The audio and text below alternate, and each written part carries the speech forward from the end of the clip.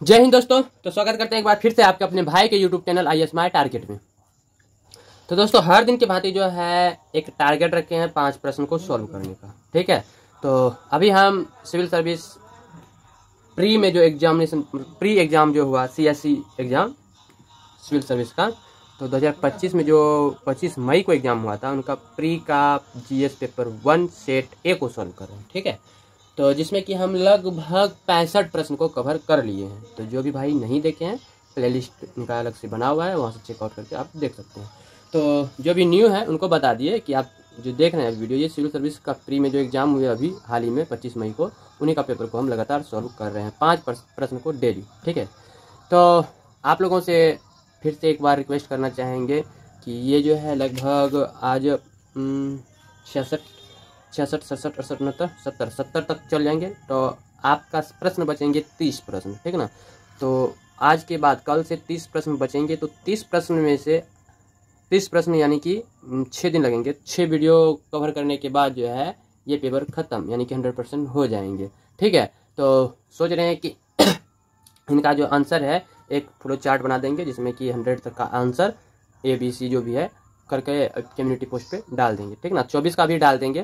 तो हालांकि official website से अभी तक हम आंसर की डाउनलोड नहीं किए हैं, तो अब सोचते हैं कि 24 का और 24 का ऑफिशियल हमने जो सॉल्व किए हैं दोनों को एक जगह करके कम्युनिटी पोस्ट पे डाल देंगे, तो आप लोगों को समझने में आसानी हो जाएंगे। बाकी विश्लेषण के साथ यदि वीडियो को देखना चाहेंगे तब तो प्लेलिस्ट को चेकआउट कीजिए और वहाँ से एक बगल से आप वीडियो देख सकते हैं। ठीक है, तो चलिए, समय को नहीं गंवाना है, समय बहुत कीमती है। तो एक बार पुनः कह देते हैं आप लोगों को कि आप लोग जो है एक बार कम्युनिटी पोस्ट पे जाइए और अपना मत जरूर दीजिए, क्योंकि ये पेपर जैसे ख़त्म होंगे तो हमारे पास 2 ऑप्शन है। CSET 2024 का रह गए हैं और CSET 2025 यानी हाल ही में जो हुए उनका रह गए। तो आप लोग यदि वहाँ पे मत देते हैं यानी कि वोटिंग करते हैं, तो इससे हम अंदाज़ा लगा लेंगे कि आप लोग किस चीज़ पे ज़्यादा मतलब वीडियो का डिमांड कर रहे हैं, तो हम उसी से रिलेटेड वीडियो लेकर के आएंगे आप लोगों के बीच। ठीक ना, तो फिलहाल एक बार जाइए, 2 मिनट तो समय लगेंगे नहीं शायद, वीडियो को यदि नीचा करके भी प्रोफाइल चेकआउट कर सकते हैं, तो ऐसा सिस्टम लागू हो गए हैं खास करके यूट्यूब में।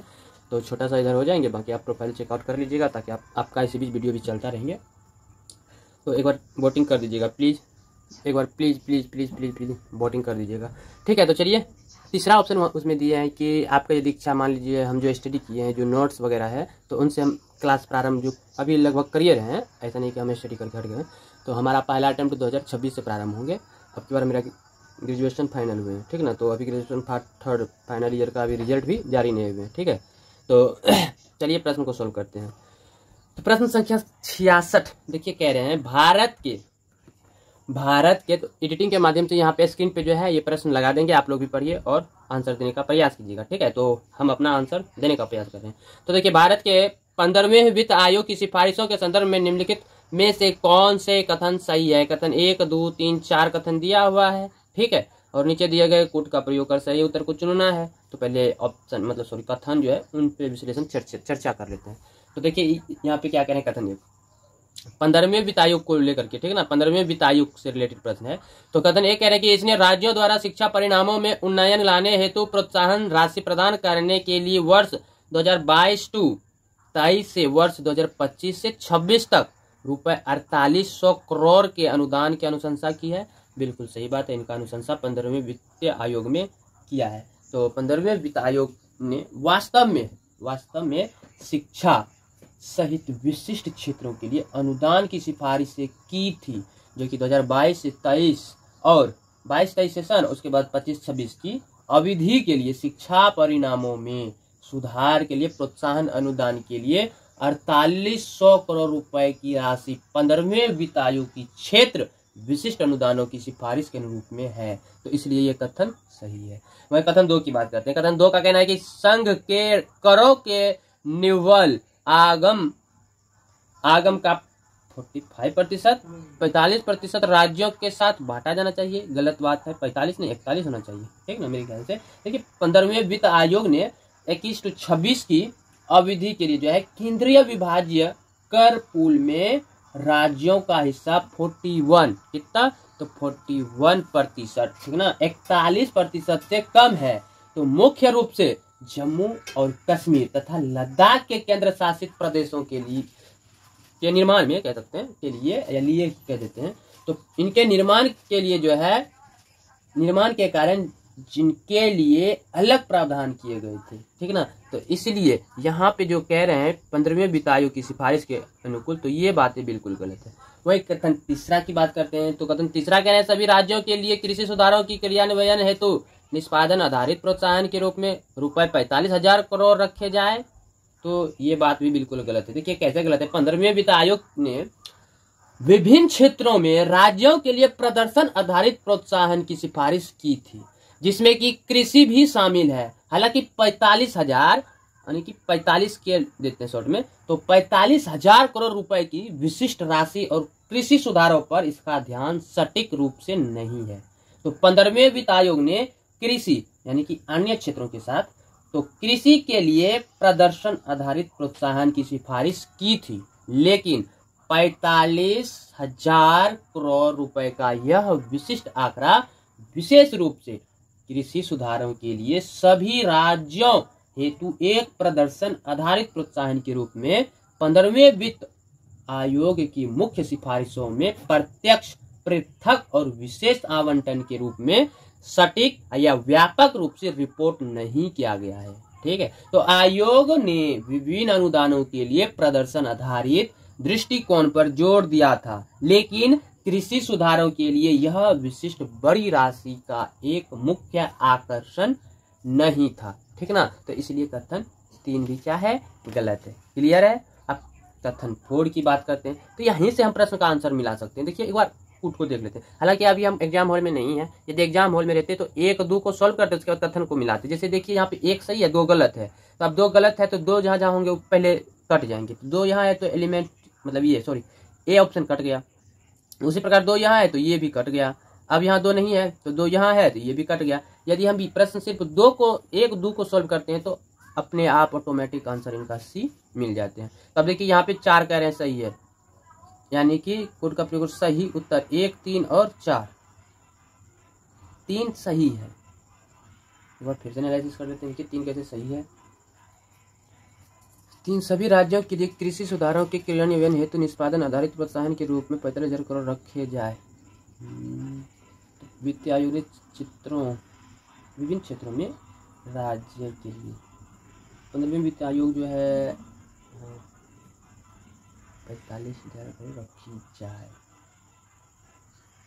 मेरे ख्याल से इसमें हम डाउट में हैं, लेकिन ऑप्शन को मिलाते हैं तो बिल्कुल 3 सही लग रहे हैं, तो इसमें हम थोड़ा डाउट में हैं। ठीक है, तो ये आप लोगों पे छोड़ते हैं। प्रश्न संख्या 66 का 3 आप लोगों पे छोड़ते हैं, लेकिन यहाँ से हम मिलाते हैं तो मेरा ऑप्शन सी आ रहे हैं। ठीक ना, जिसमें कि हम इनका जो आंसर था, लेकिन पहले चौथा देख लेते हैं। इसने राजकोषीय निष्पादन को पुरस्कृत, चौथा में देखिए क्या कह रहे हैं, इसने राजकोषीय निष्पादन को पुरस्कृत करने हेतु कर प्रयास निकष यानी कि टैक्स एक्सपर्ट क्राइटेरिया को फिर से आरंभ किया। ये बातें सही में बिल्कुल सही है। देखिए कैसे सही है। 15वें वित्त आयोग ने क्षैतिज हस्तांतरण यानी कि राज्यों के बीच केंद्रीय करों का बंटवारा, तो हस्तांतरण के लिए संकेतकों में से एक के रूप में कर प्रयास मानदंड पेश किया। तो यह मानदंड उन राज्यों को पुरस्कृत करने के लिए था जिन्होंने अपने स्वयं के कर राजस्व जुटाने में बेहतर प्रदर्शन दिखाया था। तो यह वास्तव में राजकोषीय अनुशासन और स्वयं के संसाधन जुटाने को बढ़ावा देने के लिए एक नया या फिर से जोड़ दिया गया मानदंड था। ठीक ना, इसलिए ये बिल्कुल सही बात है। तो यहाँ पे 1 और 4 कह रहे थे, तो 1 और 4 तो यहीं थे, तीसरा भी है, तो इसका मतलब तीसरा भी सही होंगे। ठीक ना, तो हमको थोड़ा डाउट है, तो डाउट हम क्लियर तो कर लेंगे, किंतु आप लोग भी थोड़ा इनका मैसेज कमेंट के माध्यम से जरूर बताइएगा। तो चलिए प्रश्न संख्या 67 पे चलते हैं। तो प्रश्न संख्या 67 देखिए क्या कह रहे हैं। अंतर्राष्ट्रीय पुनर्निर्माण और विकास बैंक IBRD के बारे में निम्नलिखित कथनों पर विचार कीजिए। तो देखिए पहला कथन क्या कह रहे हैं, पहला कथन क्या कहें, इनको देख लेते हैं। ठीक है, यह माध्यम आय वाले देशों को ऋण और गारंटी प्रदान करता है। तो देखिए IBRD यानी कि अंतर्राष्ट्रीय पुनर्निर्माण और विकास बैंक, ये जो है IBRD विश्व बैंक समूह का एक हिस्सा है और इसका मुख्य उद्देश्य मध्यम आय वाले और ऋण योग्य कम आय वाले देशों को ऋण गारंटी, जोखिम प्रबंधन, उत्पाद और विश्लेषणात्मक और सलाहकार सेवाएं प्रदान करके गरीबी को कम करना है। तो इसलिए कथन एक बिल्कुल सही बात है। ठीक है, अब बात करते हैं दूसरा का। यह गरीबी कम करने में विकासशील देशों की सहायता के लिए अकेले ही कार्य करते हैं। ये विकासशील देशों के लिए कार्य तो करता है, लेकिन ये अकेले कार्य नहीं करते। देखिए, IBRD विश्व बैंक समूह का एक हिस्सा है, लेकिन विश्व बैंक समूह में केवल IBRD ही नहीं बल्कि अंतर्राष्ट्रीय विकास संघ, जैसे मान लीजिए IDA है, अंतर्राष्ट्रीय वित्त निगम जैसे IFC है, ठीक है, उसी प्रकार है MIGA यानी कि बहुपक्षीय निवेश गारंटी एजेंसी हो गया, उसी प्रकार बहुत सारे हैं, ठीक ना। ये सब मिल करके जो है ये कार्य करते हैं, लेकिन यहाँ पे कह रहे हैं कि ये अकेले ही कार्य, अकेले जो कहा इसलिए ये गलत हुए। ठीक है ना। तो अब हम ऑप्शन को मिलाते हैं, संभवतः इससे भी आंसर हम प्राप्त कर सकते थे, आवश्यकता नहीं रहेगा 3 को सॉल्व करने का। तो प्रूफ कथनों में से कौन सा सही है? तो देखिए 2 गलत है, जहां जहां 2 होंगे वो सारा ऑप्शन कट जाएंगे। तो देखिए इसमें भी 2 है तो ये भी कट गया, इसमें भी 2 है तो ये भी कट गया, इसमें भी 2 है तो ये भी कट गया, बचा क्या? सी। तो ऑप्शन सी इसका क्या होगा? सही जवाब हो जाएगा। क्लियर है? तो इस तरह से हम इनको सॉल्व कर लिए। अब ये भी सही है, अब ये कैसे सही है इनको भी देख लेते हैं थोड़ा। इसकी स्थापना द्वितीय विश्व युद्ध के उपरांत यूरोप के पुनर्निर्माण में सहायता हेतु की गई थी। तो देखिए ये जो कह रहा है ये बिल्कुल सही बात है। देखिए IBRD की स्थापना जो है ये कब हुआ था? इनका स्थापना तो 1944 में हुआ था। तो 1944 में जो है ब्रिटेन वुड्स सम्मेलन में की गई थी। तो इसका प्रारंभिक उद्देश्य एक ही उद्देश्य था कि द्वितीय विश्व युद्ध के बाद जो है यूरोप का फिर से निर्माण किया जाएगा, तो सदस्य देशों को विकास में सहायता करना था। ठीक ना। तो इसलिए ये जो बातें कह रहे हैं बिल्कुल सही बातें हैं, तो इसलिए ऑप्शन सी इनका सही जवाब हो जाएगा। क्लियर है? कोई डाउट तो यहाँ 66 में थे, तो सो आप लोगों को भी एक होमवर्क चाहिए तो दे दिए कथन 3 के बारे में। तो चलिए प्रश्न अब आगे बढ़ते हैं। तो यहाँ पे जो प्रश्न दिख रहे हैं स्क्रीन पे 2 फोल्ड में होंगे, एक यहाँ और यहाँ है इनका आधा हिस्सा। तो प्रश्न देखिए 68 का है RTGS। देखिए RTGS का फुल फॉर्म होता है रियल टाइम्स ग्रॉस सेटलमेंट, ठीक ना। और NEFT के बारे में, तो NEFT का मतलब होता है नेशनल इलेक्ट्रॉनिक फंड ट्रांसफर, ठीक ना। तो इनके बारे में निम्नलिखित कथनों पर विचार करना है। तो कथन 1 क्या कह रहे हैं? कथन 1 कह रहे हैं RTGS में भुगतान, RTGS बोल रहे हैं, आप लोगों को तो दिक्कत नहीं होगी, यहाँ पे फुल फॉर्म बता दिए इनका क्या मतलब होते हैं। तो RTGS में भुगतान उसी क्षण हो जाता है जब NEFT के मामले में भुगतान करने में कुछ समय लगता है। बिल्कुल ये बातें सही कह रहे हैं।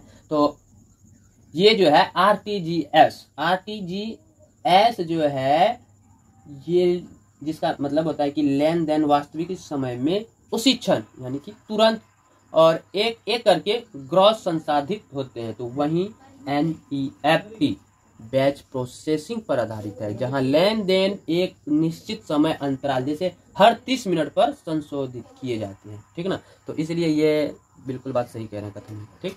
वहीं आप कथन 2 की बात करते हैं।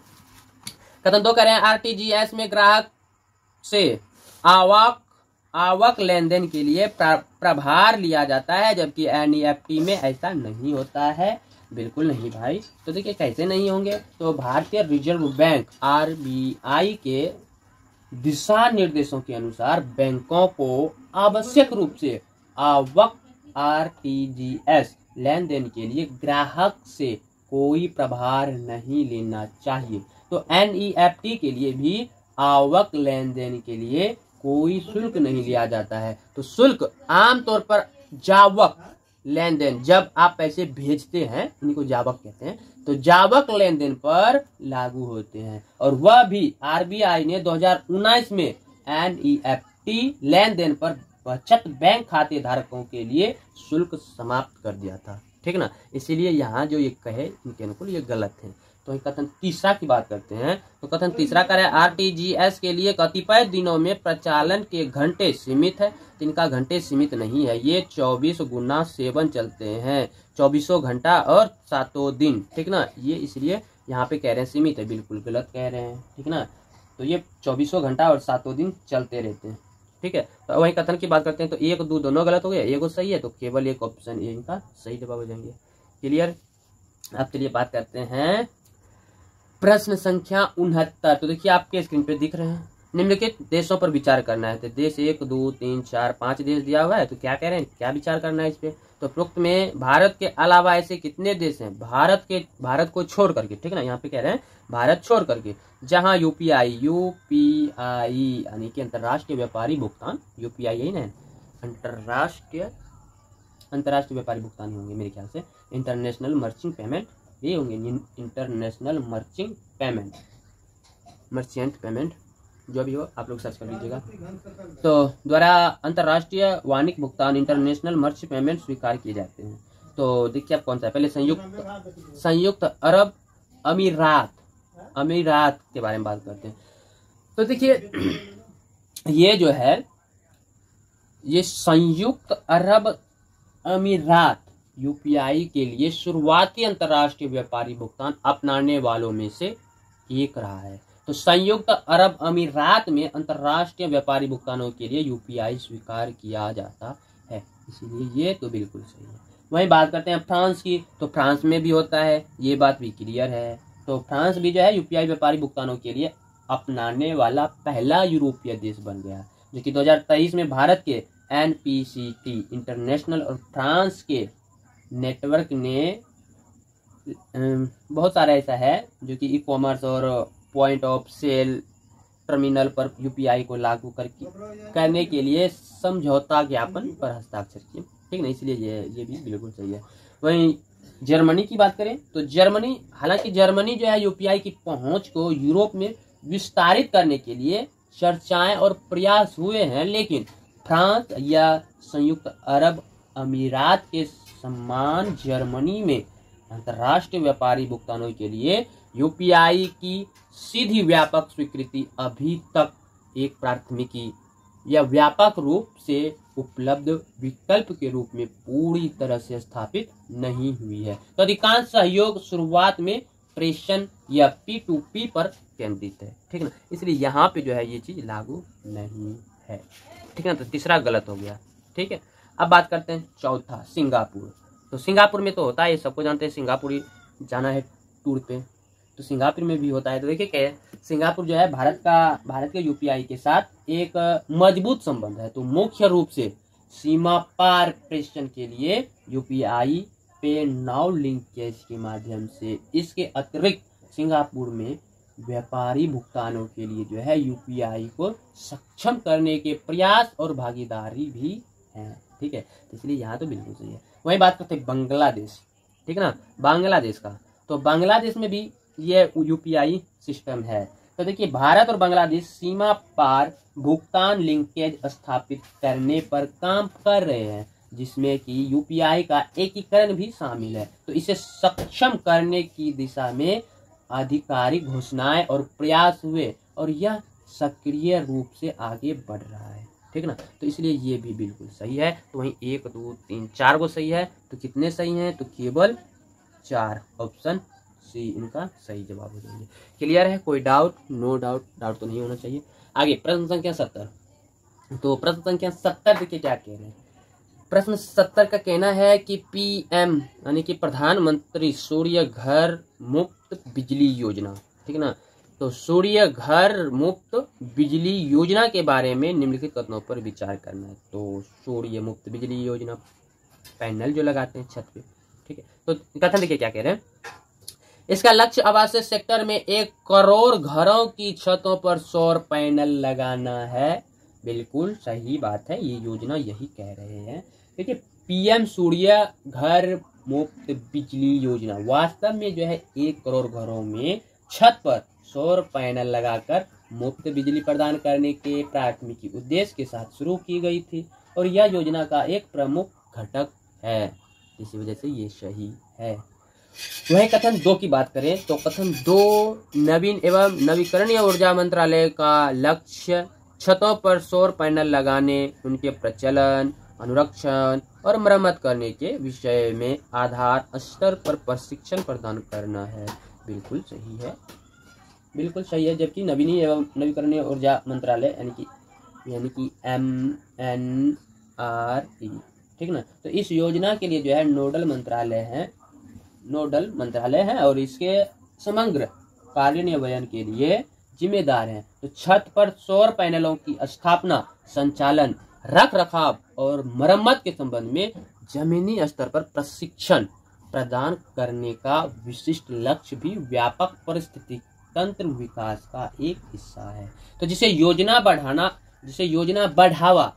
बोले थे, तो बढ़ावा देना चाहती है। तो यह छत पर सौर ऊर्जा को व्यापक रूप से अपनाने और रख रखाव का समर्थन करने के लिए कौशल विकास और क्षमता निर्माण के अंतर्गत आता है, ठीक ना। तो इसलिए ये जो बातें कह रहे हैं यह कथन सही है, ठीक ना। और वही कथन तीसरा की बात करते हैं। तीसरा कह रहा है कि इसका लक्ष्य क्षमता निर्माण के स्कीम घटक के अंतर्गत नए कौशल सिखाकर और कौशल का उन्नयन कर 3 लाख से अधिक कुशल जनशक्ति सृजित करना है। ये भी बातें बिल्कुल सही है। देखिए यह कथन भी सही है, क्योंकि ऐसे बड़े पैमाने पर बुनियादी ढांचा और प्रौद्योगिकी परियोजन योजनाओं का एक महत्वपूर्ण पहलू कौशल विकास है। तो पीएम सूर्य घर मुफ्त बिजली योजना, जो कि स्पष्ट रूप से सौर पैनलों के निर्माण, स्थापना, संचालन और रख रखाव के लिए रोजगार के अवसर और कुशल कार्य बल बनाने का लक्ष्य रखती है। तो 3 लाख से अधिक कुशल कर्मियों को बनाने का लक्ष्य सरकार की व्यापक कौशल भारत पहल और इस योजना की विशिष्ट आवश्यकताओं के अनुरूप है, ठीक है। तो इसलिए ये बातें सही है। अब कथन को मिलाते हैं, तो उपयुक्त कथनों में से कौन से सही है? तो यहाँ तो तीनों सही हैं। तो इसमें देखिए तीनों कहाँ है, तो ऑप्शन डी में है। तो इसका मतलब सही जवाब ऑप्शन डी हो जाएंगे। क्लियर है। तो इस तरह से हमने प्रश्न संख्या 5 को आज भी कवर कर लिए, ठीक है। तो आज भी हमने 5 प्रश्न को कवर कर लिए। अब चलिए छठा प्रश्न को कल सॉल्व करेंगे, क्योंकि आप सभी को मालूम है कि 5 ही प्रश्न का टारगेट रखते हैं, ज़्यादा आगे नहीं करना है। तो देखिए कल का प्रश्न जो है 71, 72, 73, 74, 75, 76, अरे भाई 6 प्रश्न हो गए कल। और तो कल 6 है तो परसों तो फिर 4 ही प्रश्न है ना, ठीक ना। तो कल नहीं करेंगे 6 प्रश्न को। तो देखिए इसमें क्या कह रहे हैं, 71 का गांधी जी ने विख्यात वक्तव्य राजद्रोह मेरा धर्म हो गया है। तो ये जो है कब दिया गया था? तो पहला ऑप्शन में कह रहे हैं चंपारण सत्याग्रह, ठीक है। वहीं दूसरा क्या कह रहे हैं, तो डांडी के नमक कानून का सार्वजनिक रूप से उल्लंघन करने के समय। तो इनका सही जवाब मेरे ख्याल से यही होंगे, क्योंकि इस टाइम कब हुआ था ये, तो डांडी वाला यात्रा जो है ये 1942 के करीब आसपास ऐसे हुई थी, ठीक है ना। तो चलिए इनको 1942 और 1942 में तो ये भारत छोड़ो आंदोलन हुए थे ना, ये 1922 में हुए थे, ठीक है। तो चंपारण दांडी में नमक कानून का जो उल्लंघन किया, तो शायद 1922 में ही हुआ था, जिसमें कि दिया था राजद्रोह के आरोप में जो है उनके मुकदमे के दौरान लाखों संबंध में। तो सर चलिए इनको कल सॉल्व करेंगे, ठीक ना। तो चलिए कहते हैं, तो यदि हम सॉल्व करने का तो कर भी देंगे, लेकिन आपका थोड़ा समय ज़्यादा ले लेंगे। तो चलिए पहले प्रश्न को सही से पढ़ लेते हैं। देखिए प्रश्न क्या कहते हैं, गांधी जी ने विख्यात वक्तव्य राजद्रोह मेरा धर्म हो गया है कब दिया था? तो देखिए चंपारण, पहला जो है ऑप्शन ए में कह चंपारण सत्याग्रह के समय। तो पहले बात करते हैं राजद्रोह मेरा धर्म हो गया है, चूंकि इसका आंसर देने का मेरा मन तो नहीं था, लेकिन किंतु फिर माइंड में आने लगे तो सोचे क्यों ना इनका आंसर दे ही दे। तो देखिए गांधी जी ने ये जो बातें कहे तब कहा था जब उन्होंने ब्रिटिश शासन के खिलाफ अपने आंदोलन को तीव्र कर दिया था और कानून की अवहेलना कर रहे थे। तो विभिन्न ऐतिहासिक स्रोतों से पता चला, यानी कि जो भी लिखे हुए हैं, तो उनके अनुसार जो है गांधी जी का यह प्रसिद्ध वक्तव्य राजद्रोह मेरा धर्म हो गया है, तो मुख्य रूप से 1922 में कब दिए थे? तो 1922 में दिए थे, ठीक ना। 1922 में राजद्रोह के आरोप में उनके मुकदमों के दौरान उनके लेखों के संबंध में दिया गया था। हालांकि कुछ विश्वसनीय स्रोतों में यह भी उल्लेख है कि गांधी जी ने यह उद्घोषणा जो है लगभग 6 अप्रैल 1930 को डांडी में नमक कानून तोड़ने के समय की थी। तो नमक कानून कब हुआ था डांडी यात्रा? तो 1930, ठीक है। और ये दिया है 1922, कहीं कहीं मिलते हैं, लेकिन कुछ कहीं कहीं मिलता है कि 1930 में, ठीक है। तो इतिहास है, तो जो जिस तरह से लिखे, जिसको जिस तरह से लगे तो अपना अपना अनुकूल लिखे। तो इस तरह से 1930 कहीं है तो कहीं 1922 है। तो डांडी यात्रा के द्वारा कहीं कहीं मिलता है, तो नमक कानून तोड़ने के समय की थी। तो इस संदर्भ में उन्होंने ब्रिटिश शासन को जो है एक अभिशाप बताया था और कहा था कि वे इस व्यवस्था को नष्ट करने के लिए निकल पड़े हैं, और इसी क्रम में उन्होंने कहा था कि राजद्रोह मेरा धर्म हो गया है, ठीक ना। कौन? गांधी जी ने कहा था। तो इसलिए मेरे ख्याल से यही होंगे। तो देखिए चंपारण सत्याग्रह के समय, तो चंपारण सत्याग्रह कब हुए थे? तो ये 1917 में हुए थे ना। तो ये 1917 में हुआ था, और ये गांधी जी का जो है भारत में पहला पहला बड़ा सत्याग्रह था। तो इस टाइम पहली बार कर रहे थे, तो पहला जब मान लीजिए कोई भी व्यक्ति पहली काम करेंगे तो वे उसी जहाँ पे काम कर रहे हैं तो वहाँ आसपास की जनता को अपने में मिलाने के लिए ना काम करेंगे ना। तो इसलिए गांधी जी ने जब पहली बार 1917 में चंपारण सत्याग्रह प्रारंभ किए थे तो वो उसी जगह के स्थानीय यानी कि ये जो था तो उनका ध्यान स्थानीय उत्पीड़न के खिलाफ था। ठीक है, इसलिए इसमें तो ये राजद्रोह का नहीं नारा लगा सकते हैं। ठीक है ना, तो वही दांडी यात्रा में लगाए थे, ये क्लियर बात है। ठीक ना, इसका ऑप्शन बी ही सही होगा। देखिए सी में लंदन में द्वितीय गोलमेज सम्मेलन यानी कि सेकेंड राउंड टेबल कॉन्फ्रेंस में शामिल होने के समय, तो यहाँ पर भी देखिए मान लीजिए यहाँ बड़े बड़े अधिकारी रहते हैं, इस बीच में ये राजद्रोह मेरा धर्म, तो बहुत ही कूटनीतिक चाल हो सकते हैं, तो इस तरह से बहुत ही गड़बड़ हो सकते हैं। तो इसलिए यहाँ पे आपको लगता है कि गांधी जी जो है यहाँ पे ये चीज़ करेंगे। हाँ, एक बात है, यहाँ पे इन्होंने ये चीज़ मांगे होंगे, ठीक है ना, कि हमारे भारत को आज़ाद कर दीजिए। ठीक ना, तो द्वितीय गोलमेज सम्मेलन कब हुआ था, तो ये याद रखिएगा 1931 में हुआ था, शायद 1931 में ही, 100% श्योर 1931 में हुआ था। और यहाँ पे जो है ब्रिटिश सरकार के साथ बातचीत और कूटनीति का समय था।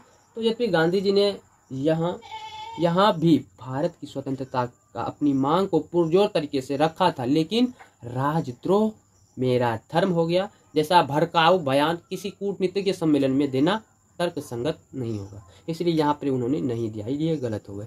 वहीं देखिए भारत छोड़ो, तो भारत छोड़ो आंदोलन कब हुए थे, तो 1942, यही याद रखिएगा, यही हम पहले बता रहे थे, तो इसी में हम कंफ्यूज थे। ठीक ना, तो इसलिए माइंड जब सोचने लगे तो क्रमबद्ध हुए, तो मेरा आंसर मेरे माइंड में बन गया, इसलिए हम सोचे क्यों ना आंसर दे ही देते। तो भारत छोड़ो आंदोलन के प्रारंभ के समय, तो भारत छोड़ो आंदोलन कब हुआ था, तो 1942 में शुरू हुआ।